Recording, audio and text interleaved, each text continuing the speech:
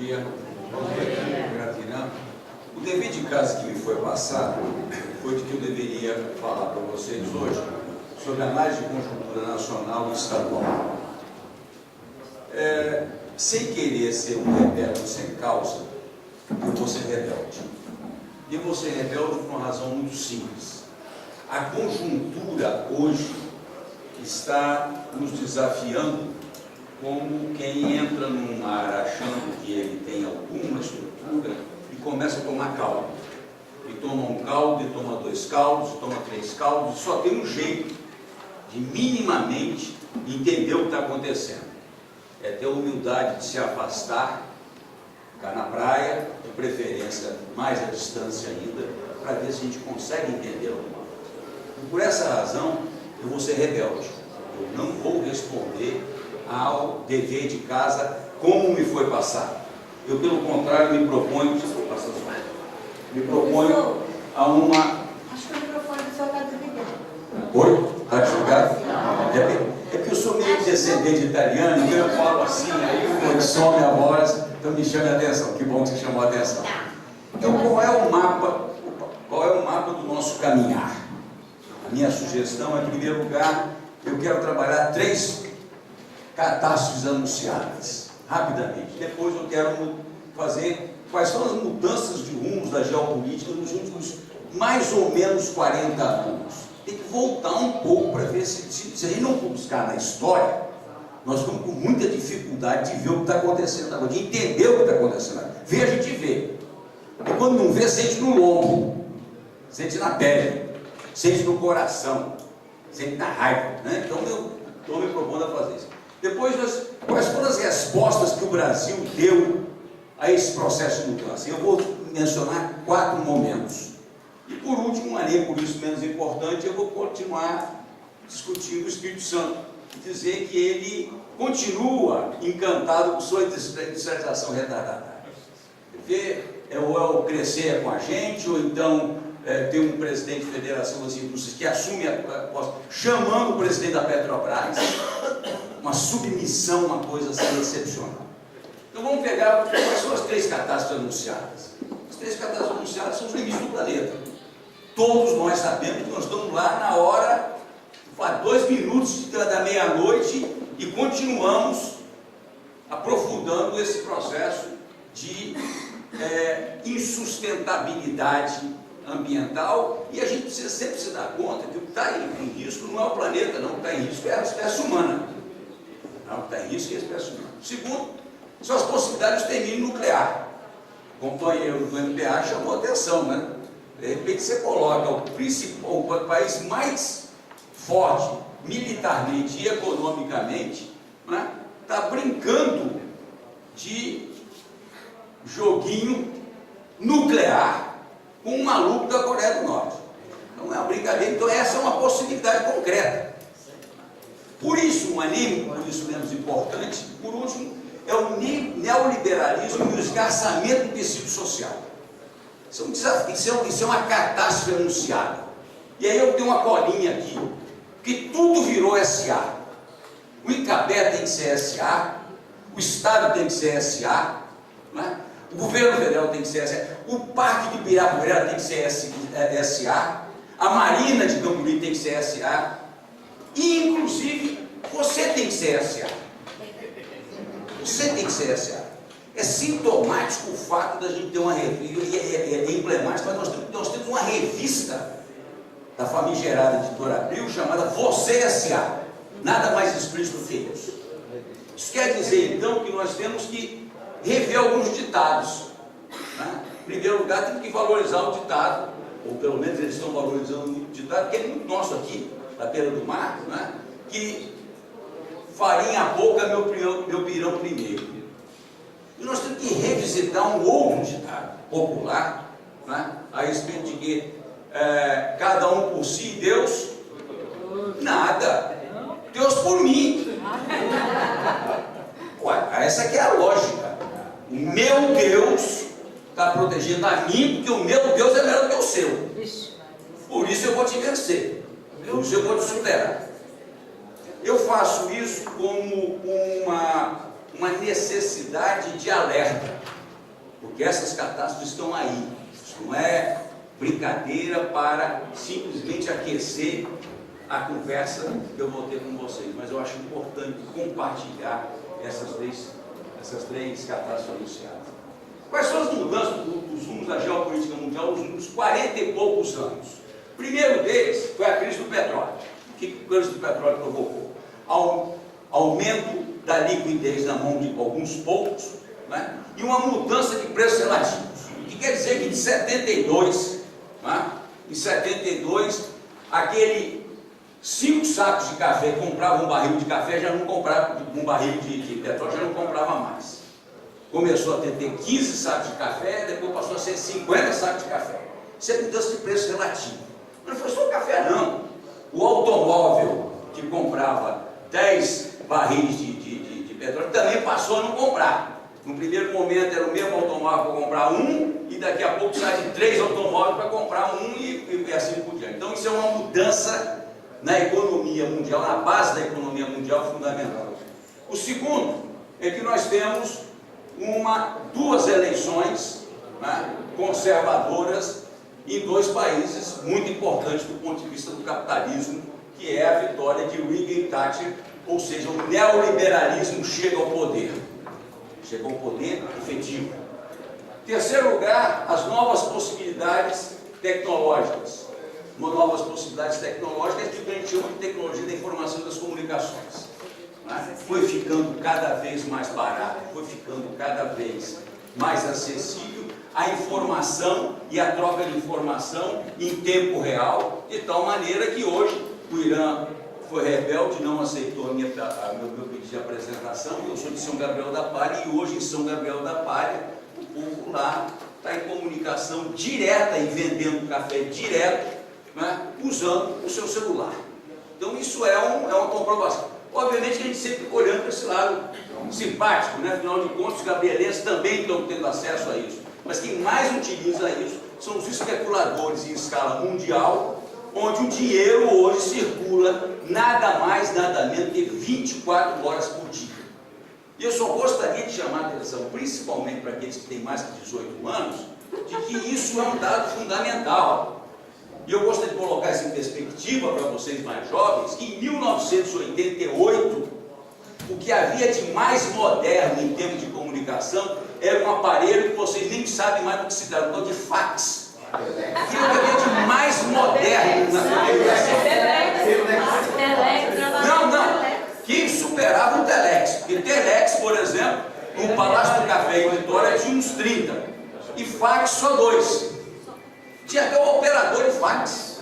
O cara garboso, né? Todo elegante, pegava a sua carta, era um minutinho só.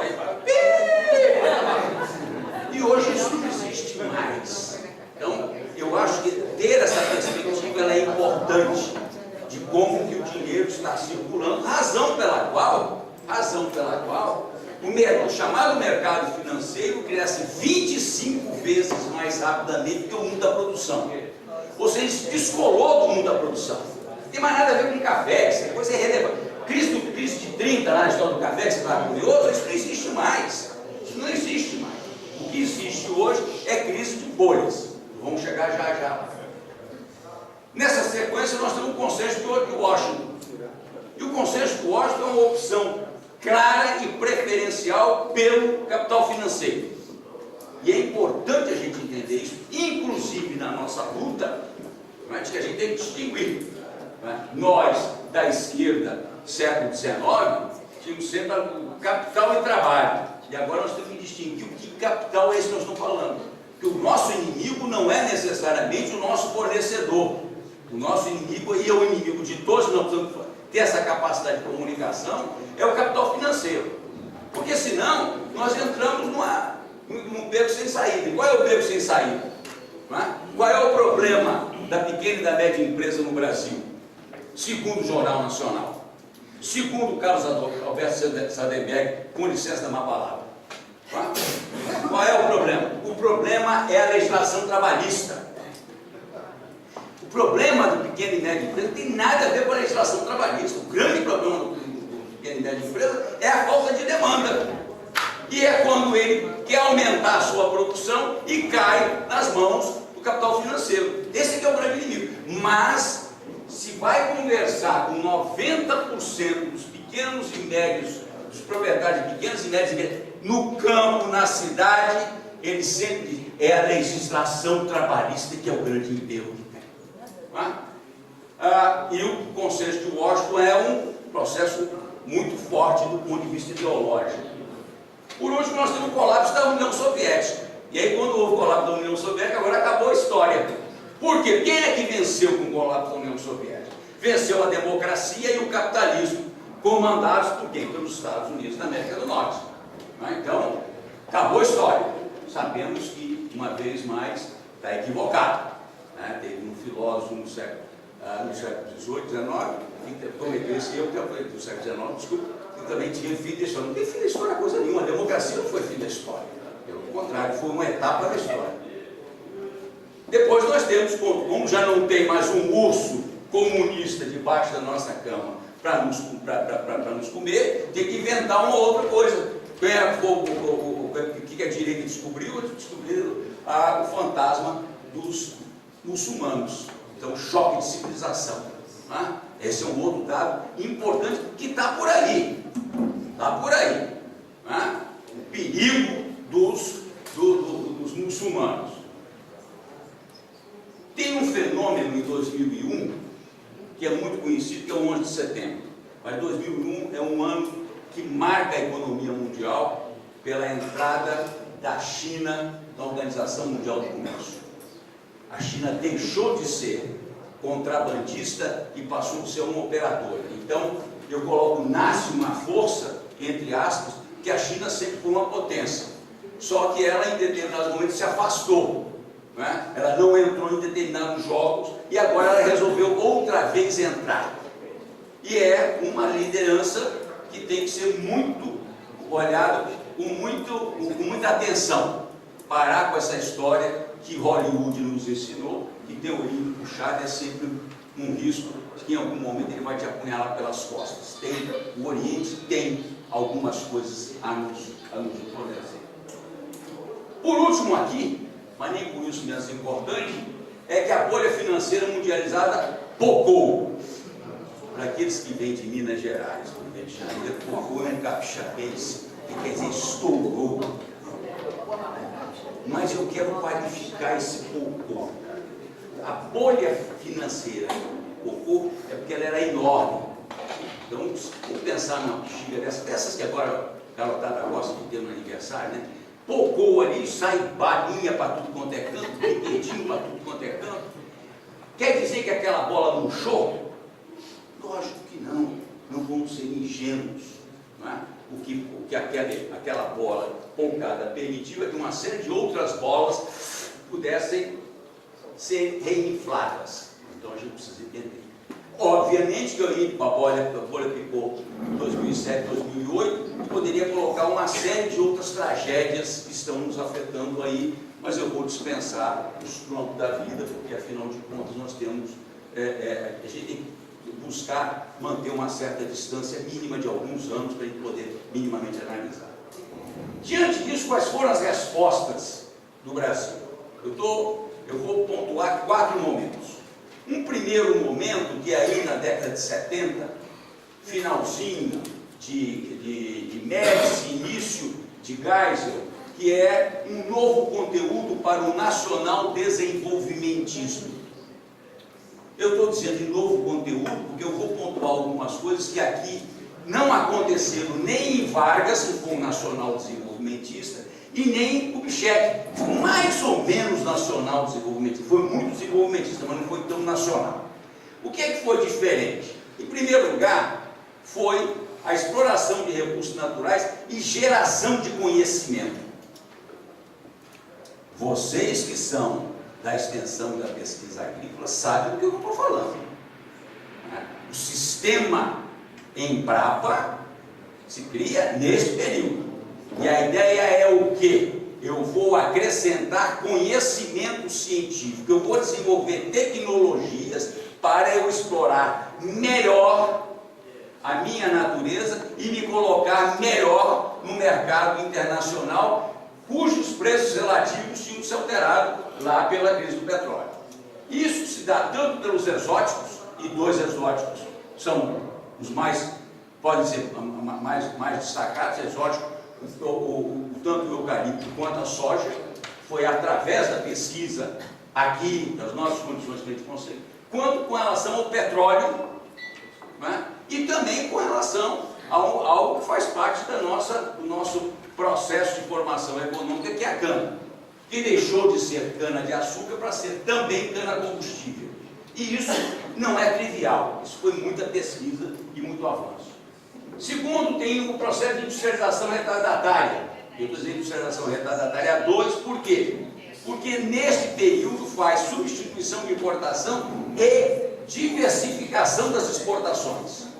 Quando o segundo PND fala em siderurgia, e o Espírito Santo recebe uma, quando o segundo PND fala em celulose, o Espírito Santo recebe uma, eu estou me referindo não só à substituição de importação, mas também à abertura de possibilidades de diversificar a minha pauta de exportação, ainda que seja pelo aquilo que os nossos colegas economistas chamam de semi-manufaturados.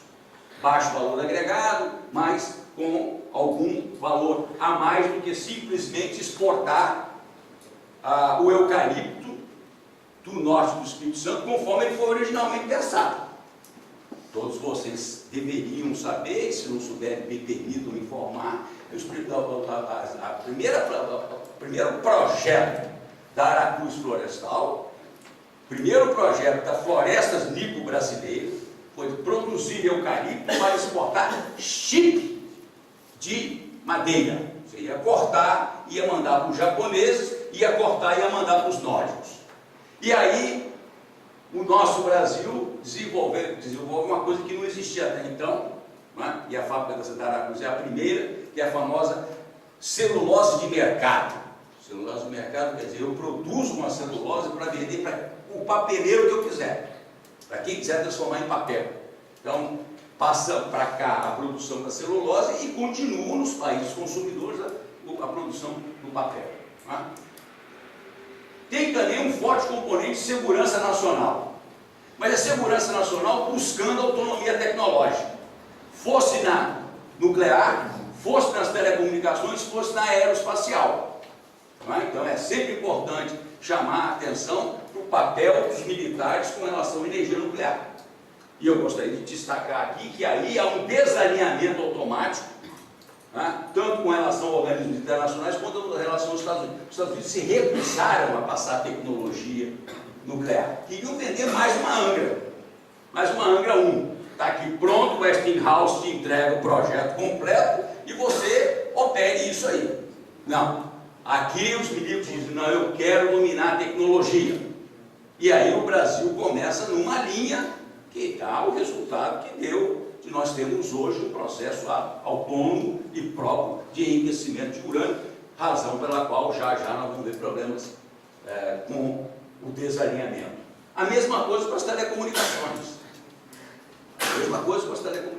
Também nas telecomunicações, o Brasil monta um projeto de capacitação tecnológica excepcional via Telebrás, né, com o CPQD, né, envolvendo toda uma rede de pesquisadores voltados para quê? Para o Brasil ser autônomo naquilo que era um dos componentes fundamentais da chamada revolução da tecnologia, da informação e das comunicações. Não basta eu processar a informação, eu preciso que comunique. E aí tivemos um sucesso tão extraordinário que na primeira leva de privataria, lá se foi a Telebrás, e lá se foi a nossa competência tecnológica autônoma e própria. Não é? E na aeroespacial, não preciso falar do sucesso da Embraer, né, e de outras coisas ligadas ao aeroespacial. Obviamente que isso tudo aqui aconteceu em desalinhamento.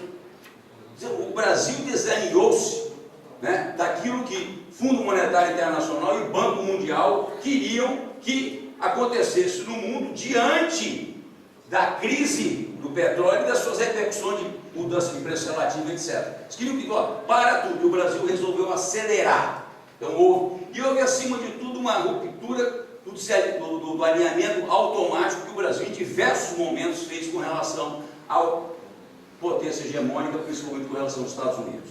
Uma vez mais, não é a primeira vez, não foi a primeira vez que aconteceu. Aconteceu isso com Vargas, aconteceu isso com o Juscelino, porque os estadunidenses não queriam que o Brasil tivesse montadoras aqui, por isso é que nós trouxemos as montadoras europeias semi-quebradas, né, para vir operar aqui, e com o Geisel, principalmente com o Geisel, ele certamente buscou novas parcerias. Uma parceria com o Japão na hora de trazer a questão da tecnologia da siderurgia, dos nórdicos, quando falou a tecnologia da celulose, da Alemanha na questão nuclear, da Itália também na área de siderurgia, em uma homenagem a um projeto nacional desenvolvimentista buscando parcerias tecnológicas, que foi a então Companhia Siderúrgica de Tubarão.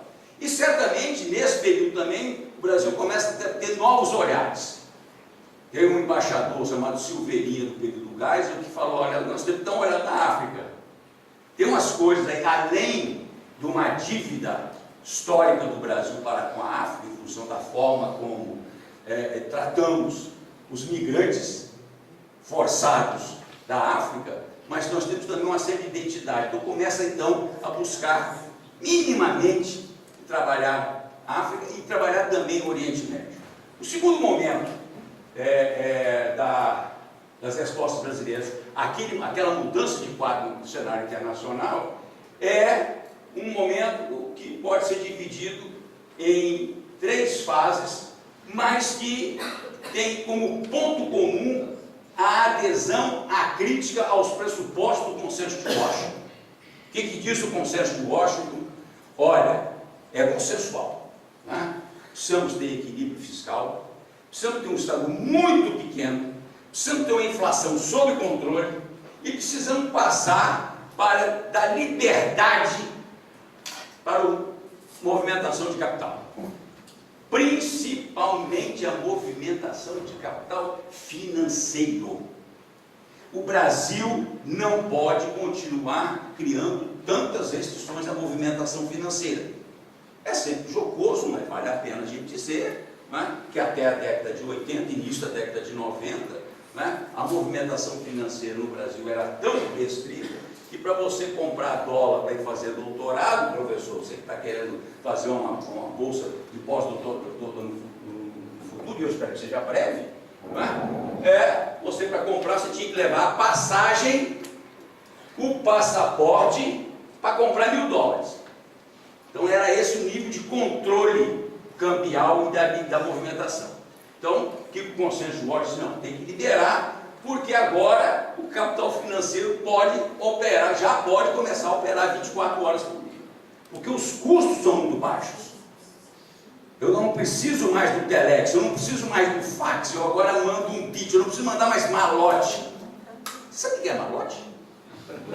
E botava um monte de papel e ia de um lugar para o outro. Não precisa mais de malote, né? Os nossos técnicos de informática começam a fazer essas operações em bits. Então não tem mais nada, tudo vai circulando, né, nessa escala, né? Então, como é que foi essa adesão à crítica aos pressupostos? 3 momentos. Primeiro, deslegitimação das estatais.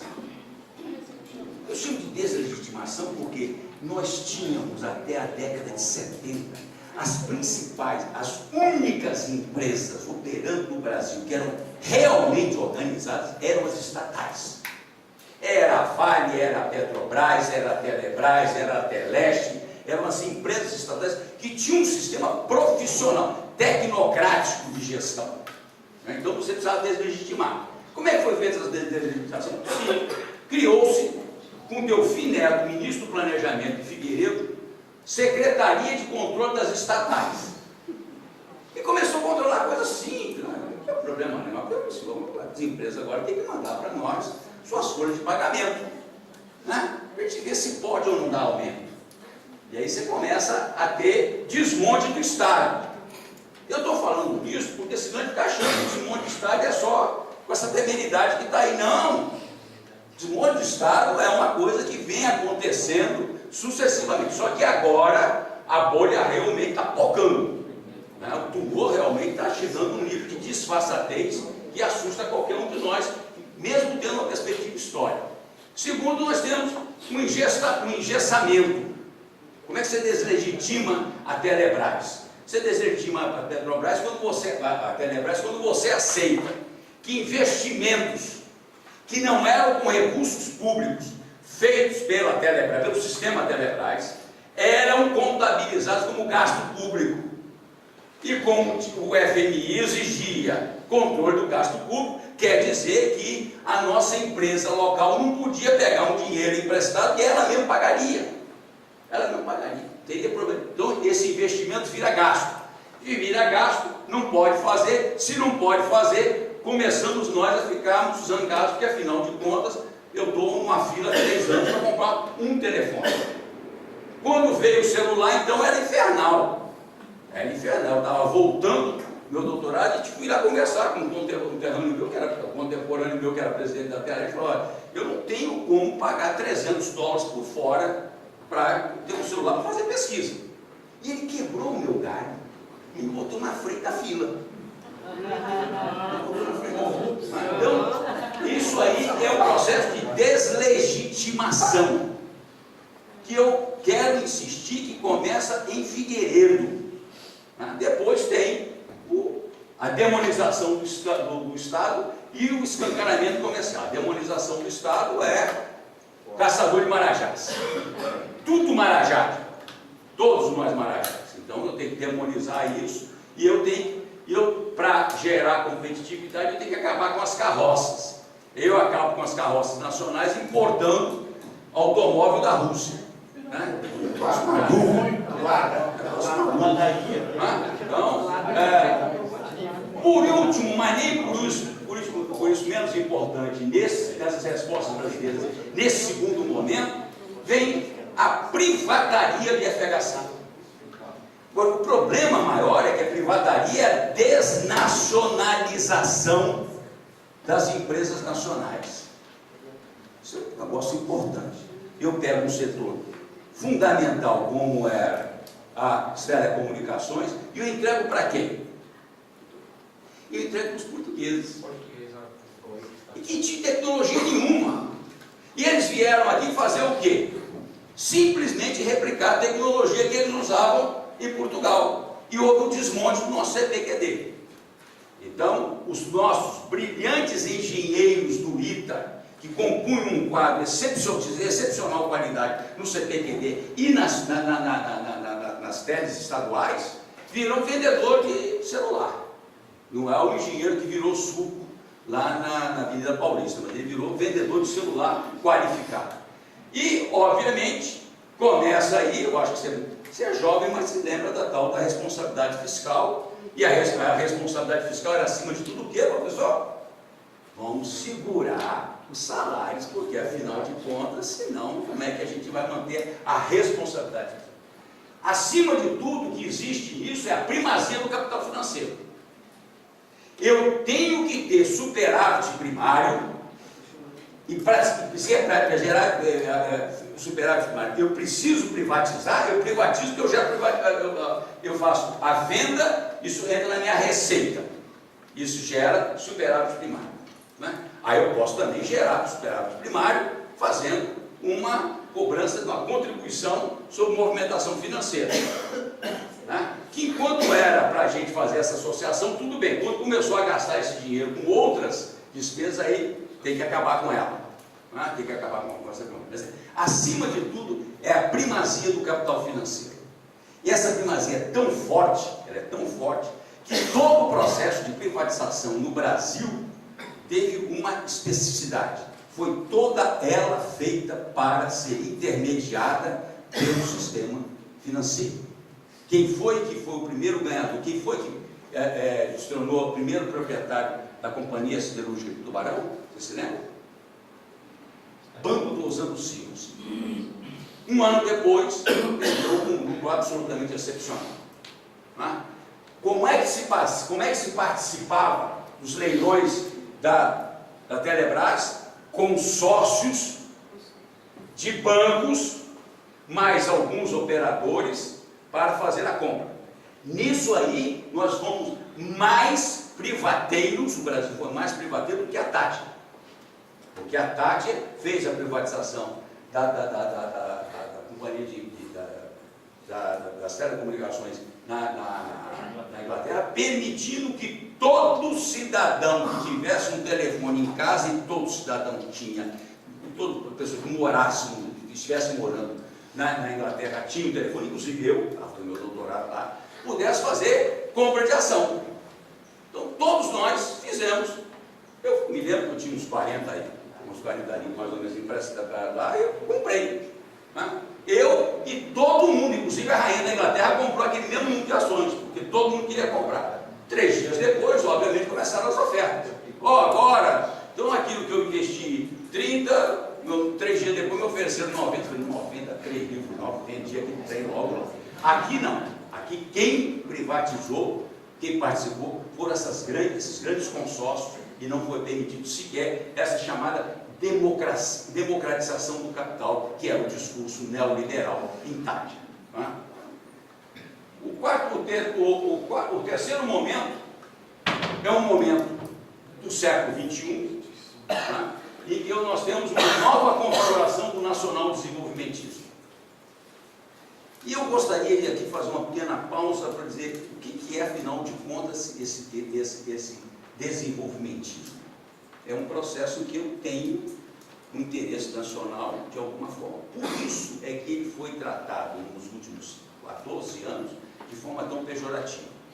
Chamados apologistas da força de mercado começaram a chamar desenvolvimentismo de uma forma pejorativa. Isso é um troço superado. E para ser mais cruel ainda, nem chamam-se neodesenvolvimentismo. Né? E o que foi essa configuração, dessa nova etapa do nacional desenvolvimento? Primeiro, a operacionalização da Constituição de 88. Ninguém fez muito mais do que botar a Constituição de 88 em operação. Direito da cidadania e obrigação do Estado. Está lá na Constituição. Saúde, educação e assistência social. Então vamos colocar isso em prática. Vamos colocar isso em prática. O Estado é responsável, é um direito do cidadão e obrigação do Estado prover saúde, educação e assistência social. Segundo, tem lá também na Constituição que o mercado interno é um patrimônio nacional. Se é um patrimônio nacional, vamos botar ele para funcionar. Vamos criar mecanismos de transformar necessitados em consumidores. Já existia algum tipo de... Tinha. Todos vocês se lembram do Vale Gás. Todos vocês se lembram do Vale Leite. Todos vocês se lembram do Vale Transporte. E o que acontecia com esses vales todos? Criaram uma atividade em toda a praça do Brasil inteiro. A banquinha que comprava o vale de 1 por 80 e que vendia por 90. Aí quebra-se com esta lógica perversa do populismo e do paternalismo, né? E transforma-se o cidadão num consumidor autônomo. Está aqui o dinheiro e você vai gastar bem. E, obviamente, todos nós sabíamos que qualquer dinheiro que fosse transferido em espécie para o brasileiro pobre ia ser ele todinho bebido em cachaça.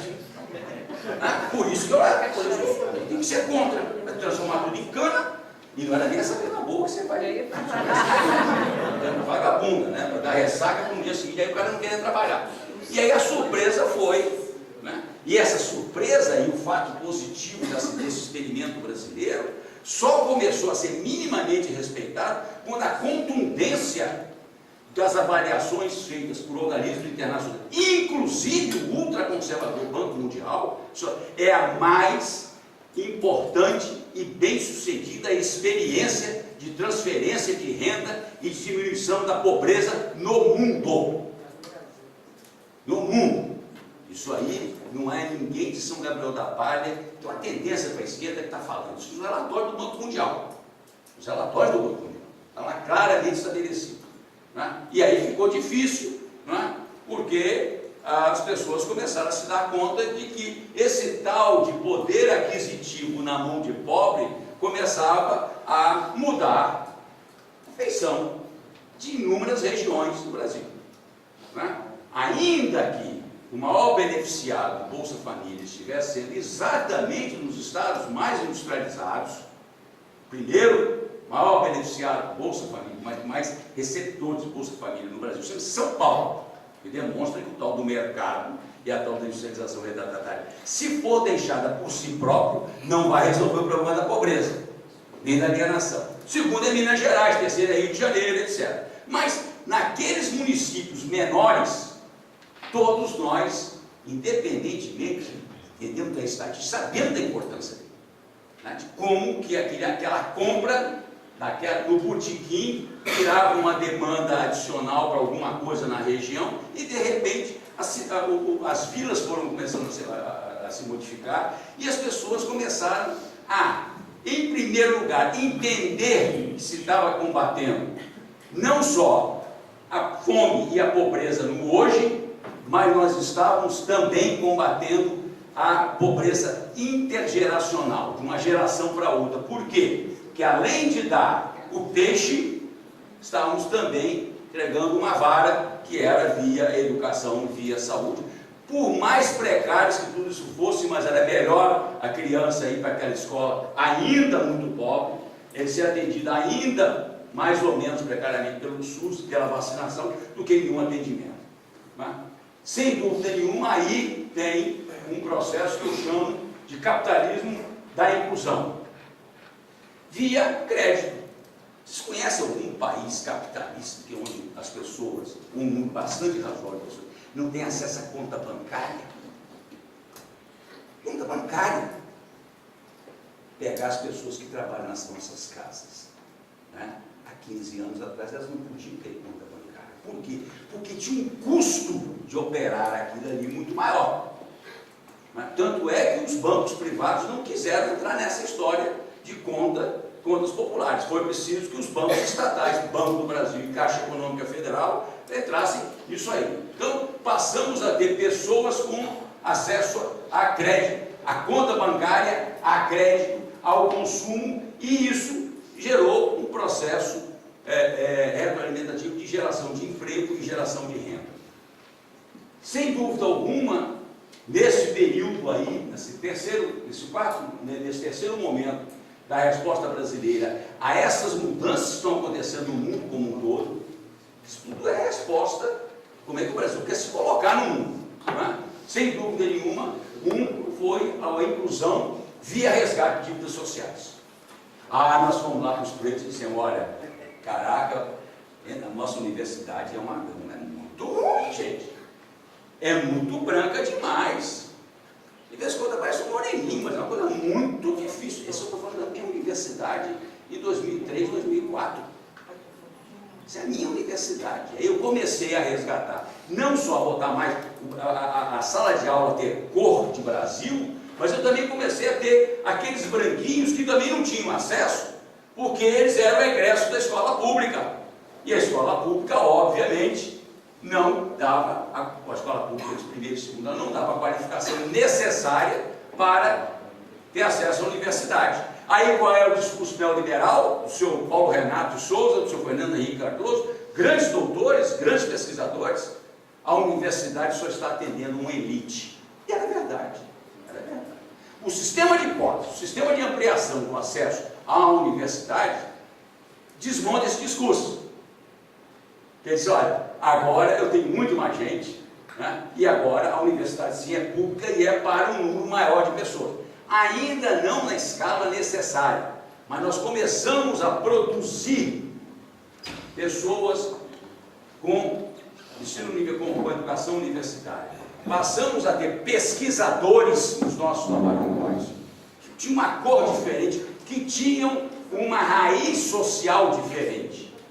Isso é absolutamente fundamental para mudar um pouco as coisas desse Brasil. Não estou falando na universidade, porque é uma área que não interessa mais imediato, mas vamos dar uma olhada nos nossos institutos tecnológicos, né, e como que eles foram mais do que triplicados em muito pouco tempo, e o resultado disso.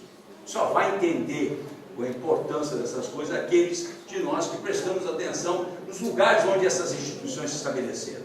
Tem um campus, a diferença que faz, né? Que aí já não é mais só a escola de Baracão.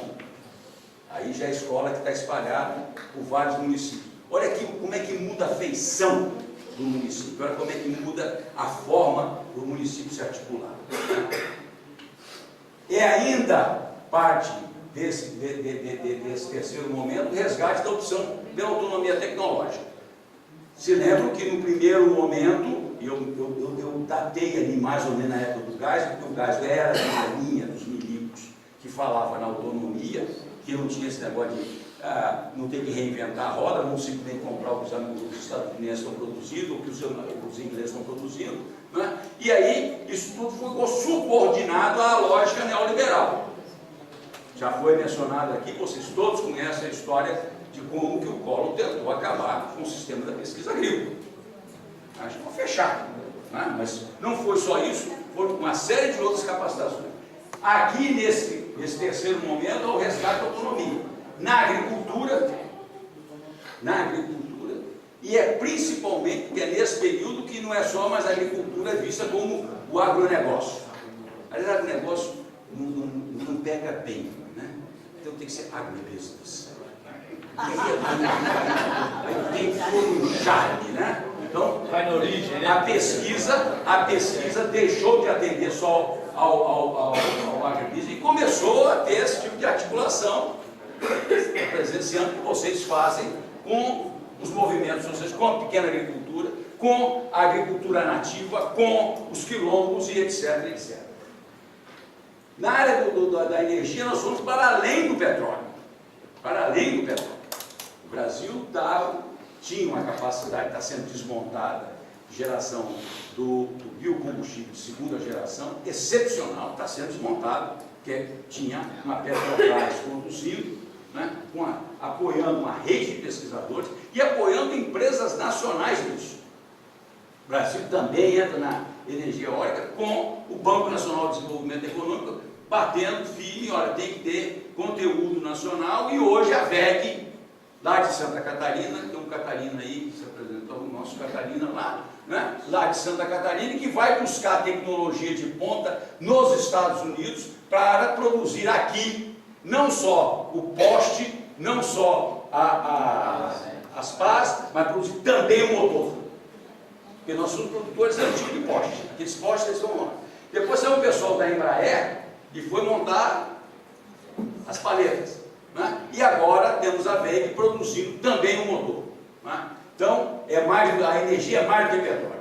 E a aeroespacial e militar, né, vai para além da segurança interna. Passamos a fazer uma opção, né, do Brasil participar de uma busca de tecnologia, né, e acima de tudo, autonomia tecnológica, inclusive com a e não com os Estados Unidos, porque os Estados Unidos se recusam a repassar a tecnologia. E quando repassam, botam condições. Por exemplo, a Venezuela, num determinado momento, quis comprar aviões da Embraer. E os Estados Unidos disseram, não, tem aí um pedacinho desse seu motor aí, que é tecnologia nossa, e você só pode vender para países que sejam nossos amigos. Não deixam vender aviões para... Obviamente que algum estadunidense vendeu para os venezuelanos por outra forma clandestina, mas a nossa Embraer não pôde fazer isso. 5 minutos, pessoal. 5 minutos? Já teve. Nós temos, eu preciso de mais um minutinho, que é o desalinhamento e novos elementos para a inclusão internacional. O Brasil se desalinhou, o Brasil assumiu a sua liderança, tanto regional, e aqui eu quero enfatizar o Cone Sul, quanto internacional, presença na África, presença no Oriente Médio, intermediação de conflitos, aquela puxada de tapete que o Obama depois deu, o Departamento de Estado deu no Lula, depois o Obama fez exatamente a mesma coisa, porque não podia deixar o Brasil, junto com a Turquia, fazer intermediação com o Irã. Isso aqui não podia. Por quê? Porque estava nos fortalecendo. E por isso, e por último, nem por isso menos importante, nova articulação mundial. Quando o Brasil se aproxima da Rússia, se aproxima da China, se aproxima da Índia e se aproxima da África do Sul, constituindo o BRICS, o que o Brasil está dizendo, e esses parceiros buscados, ou para os quais nós aproximamos, esta ordem internacional de Bretton Woods, entregue ao Fundo Monetário Internacional e ao Banco Mundial para operacionalizar, à Organização Mundial do Comércio para operacionalizar, essa ordem não nos interessa. Nós vamos continuar trabalhando na lógica dessa ordem, mas nós queremos criar um mecanismo próprio. E aí nós criamos alguns mecanismos próprios, lamentavelmente, nesse momento, praticamente refutado e rejeitado pelo governo golpista, né? Porque não está querendo mais, que a China continua no progresso, que são os BRICS, tanto do ponto de vista do Banco dos BRICS, que é um banco, a imagem e a semelhança do Banco Mundial, mas com outros propósitos, e um fundo de compensação à imagem e à semelhança do Fundo Monetário Internacional, e a possibilidade de circulação de troca de moedas sem intermediação, ou de euro, ou de libra, ou de dólar, que é um fator de autonomia excepcional. É um fator de autonomia excepcional. Eu estou caminhando para o último momento, que é o golpe de 2016. Né? Qual foi? O golpe de 2016 responde ao quê? Primeiro, responde ao desconforto da matriz. E a matriz é o velho Estados Unidos da América, discussão. A matriz é ele. Né? E da classe média com a democracia. Qual é o desconforto? Afinal de contas, a gente não consegue ganhar desses caras na eleição. Vamos perder todas. Vamos perdendo. Mesmo navegando na pós-verdade, e pós-verdade é um nome bonitinho, né? Para não dizer mentira, né? É porque se te fala uma coisa que não comprova, aí diz, não, isso é pós-verdade. Pós-verdade, nada, isso é mentira. Disfarçatez, né? Para satisfazer os interesses da classe dominante. E aí, quando eu falo em classe dominante, vamos deixar claro, em escala mundial é 1% da classe dominante. O Piketty já demonstrou isso. Né? No caso brasileiro, para ser 1% do Brasil, ser classe dominante, tem que pegar todos nós que ganhamos mais do que temos uma renda familiar per capita igual ou superior a R$8.000.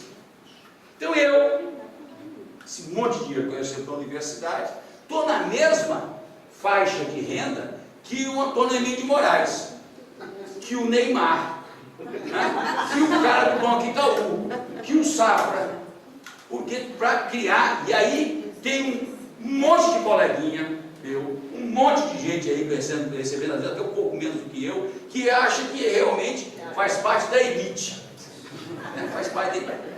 A classe dominante do Brasil hoje é constituída principalmente pelo sistema financeiro e pelo chamado agronegócio, ou agrobusiness, se vocês quiserem. Então houve realmente um desconforto, né, dessa classe média, e aí vão para as janelas bater panela. Né? O golpe de 2016 desmonta, não é só desmonta os programas sociais, a chamada era Lula, não, desmonta Vargas e Geisel. Quando a gente fala em mudança da legislação trabalhista, nós estamos falando, que legislação trabalhista é essa? Década de 40, é Vargas. Não é? Quando a gente fala do desmonte da Petrobras, nós estamos falando de que Petrobras que eu estou falando? Estou falando da Petrobras do Geisel, criada por Vargas, mas que foi o Geisel que bancou aquela expansão. Quando eu falo no desmonte da pesquisa agropecuária no Brasil, eu estou falando de algo dos milicos. Isso é um desmonte. Não é? E, obviamente, a deslegitimação de dois conceitos fundamentais. Primeiro, de desenvolvimento. Desenvolvimento é irrelevante. Tem uma frase símbolo de um governo dos Estados Unidos que demonstra crescer é com a gente. Não precisa desenvolver coisa nenhuma. O importante é crescer.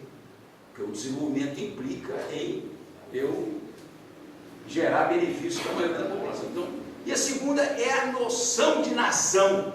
Nação virou uma coisa de gente superada. Cara, da globalização, eu estou preocupado com nação. Você deixa de ser bobo, cara. Você não quer entrar na globalização.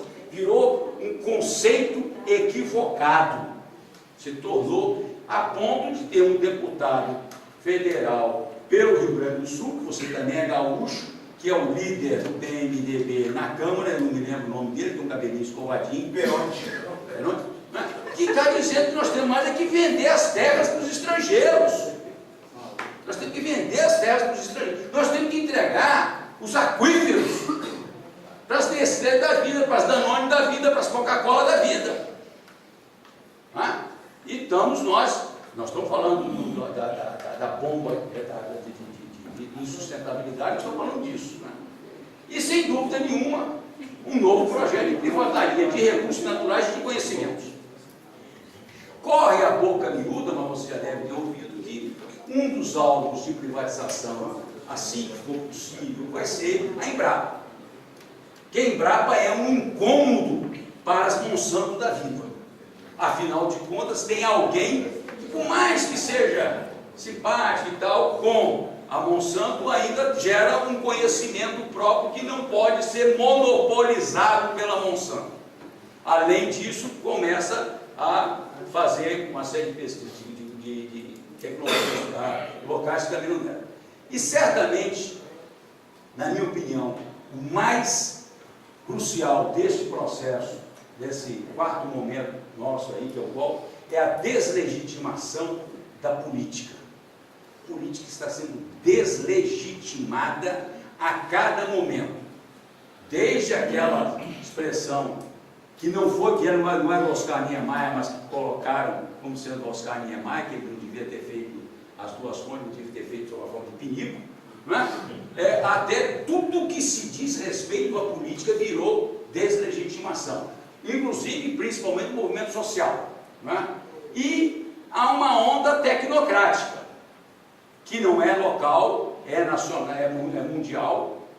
O Macron na França é exemplo disso, uma série de outros exemplos aí, que as pessoas querem uma solução tecnocrática, alguém que vai gerenciar. Afinal de contas, se eu sou SA, eu quero que o governo seja gerido como se fosse uma SA. Então, não, aí ela é empresarialesca de gestão do público.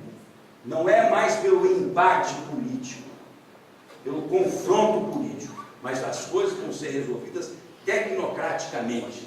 Né? Afinal de contas, eu preciso de um ajuste fiscal. Se para o ajuste fiscal eu precisar acabar com a extensão rural no Espírito Santo, eu acabo com ela. Mas tem que acabar com ela. Eu tenho que acabar com essa história de SUS, eu tenho que acabar com o direito à escola. Tá? O Espírito Santo, não posso deixar de falar do Espírito Santo, né? Me dá mais 3 minutos. Que continua. E o que é? O que é esse encantamento? É um encantamento com projetos, chamados grandes projetos, que num determinado momento tinham uma territorialidade. Como é que se chamava a fábrica de celulose instalada no Espírito Santo, até 5 anos atrás? Aracruz Celulose. Alusão ao quê? A uma região, um município. Como é que se chamava uma grande siderúrgica implantada na final da praia de Camburi? Companhia Siderúrgica de Tubarão, uma alusão ao território capixaba.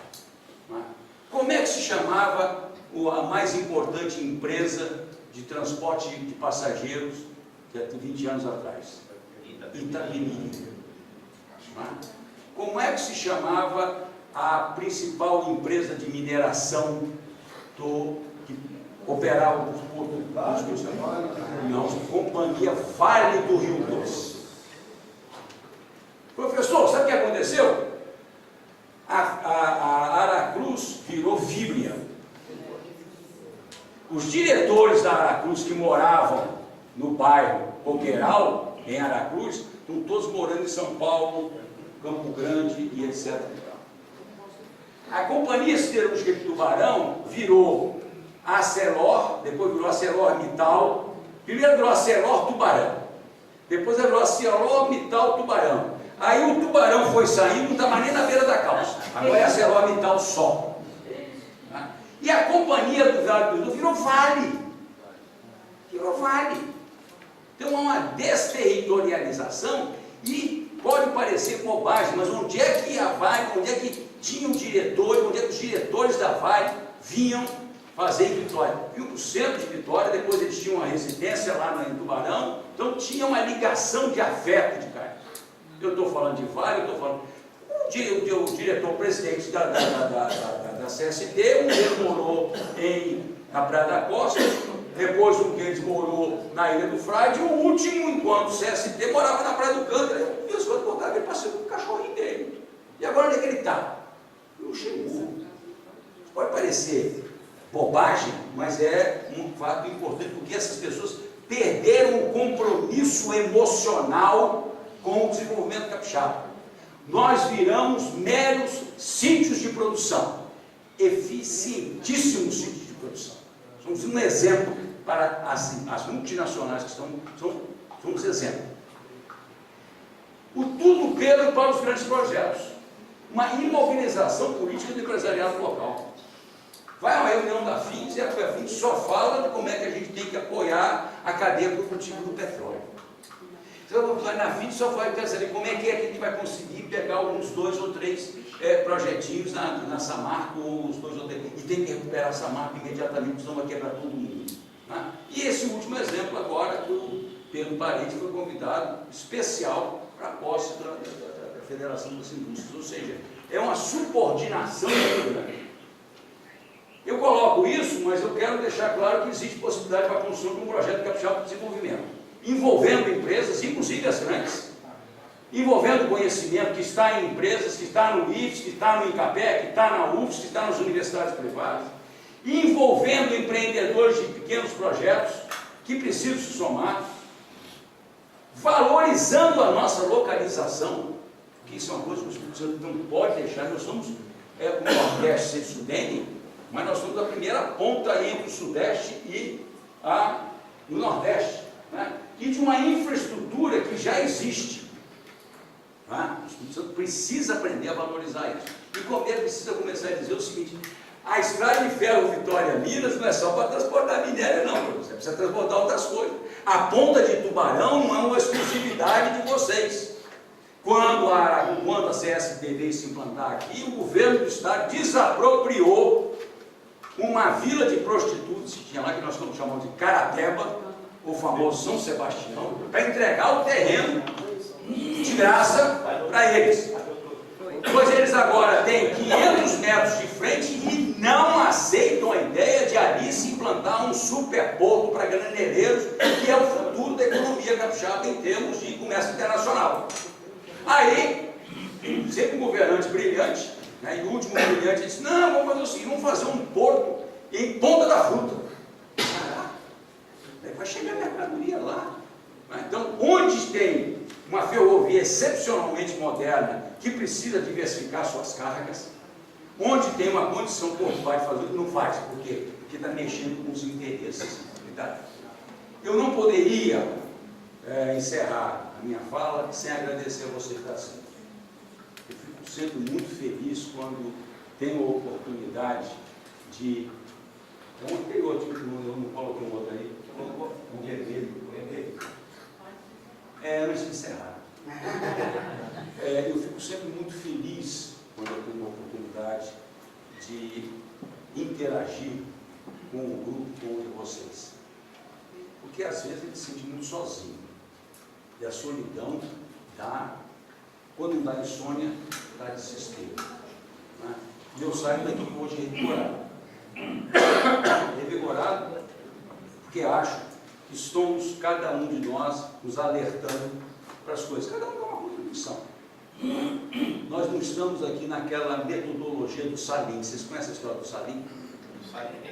O Salim estava na cama. Vira para cá, vira para lá, vira para lá, vira para cá. Patrício. E aí a Salim, o que aconteceu, Salim? Dever dinheiro a Michel, não tem dinheiro para pagar a Michel.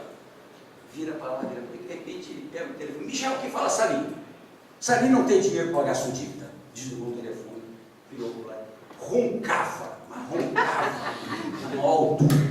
Aí a Salim disse: mas Salim, afinal de contas, você estava aí sem dormir. Aí pega o telefone, liga lá para o Michel e diz: agora Michel não dorme.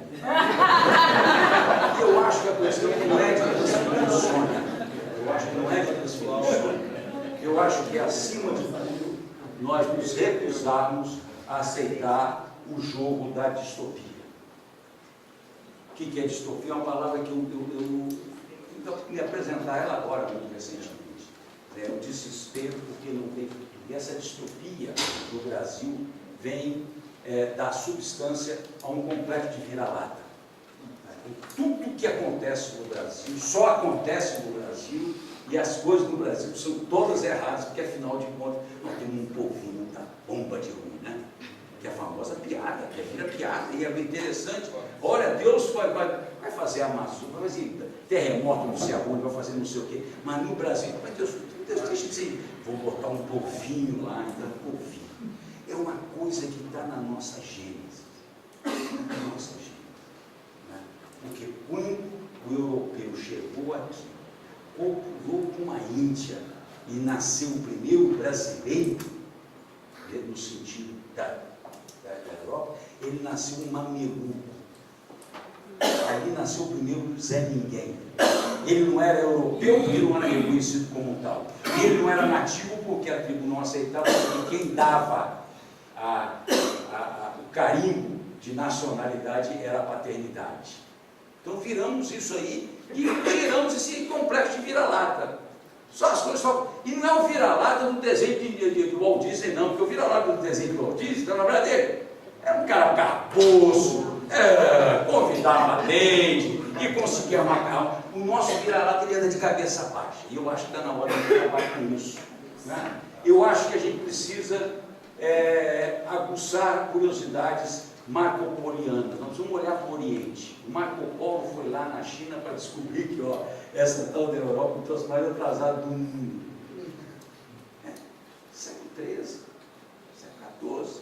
É lá que os caras estão desenvolvidos, é lá que eles têm paz, é lá que eles têm coisas boas acontecendo. A gente precisa ir olhar, sem os nossos preconceitos que nos são criados contra os olhinhos puxados, porque todo olhinho puxado é covarde e vai nos matar de algum jeito. Vamos parar com esse preconceito. Segunda opção é gerar as microações. Essa aqui para mim é uma microação. Essa aqui é uma microação. Tem uma institucionalidade? Tem, mas é uma microação. Tem muita coisa acontecendo para além da institucionalidade posta. Porque se fosse pela institucionalidade posta, assim já tinha sucumbido, não é? Já tinha consumido há muito tempo. Muitos se aposentaram, já tinha ido embora. Não é? Mas tem gente que resiste. Mas existe uma série de outras coisas. E por último, mas nem por último menos importante, vamos olhar as trilhas dos jovens. Vamos ter humildade. Nós, os velhos, vamos ter a humildade de olhar por onde estão trilhando os jovens. Tem uns jovens aí que estão chamando de Brigada Popular, que se propõe a sujar o pé de barro. Está ajudando em ocupação, está ajudando em protestos. Tá? Então, eles estão trilhando, não são os nossos caminhos. Os nossos caminhos de jovens foram outros, mas eles estão nos sinalizando que tem alguma coisa. Nós precisamos ter a ousadia do experimentar, do aprender mais errando do que fazendo as coisas do manual. Nós precisamos aprender a desaprender e aprender a valorizar os nossos erros mais do que os nossos acertos. Muito obrigado.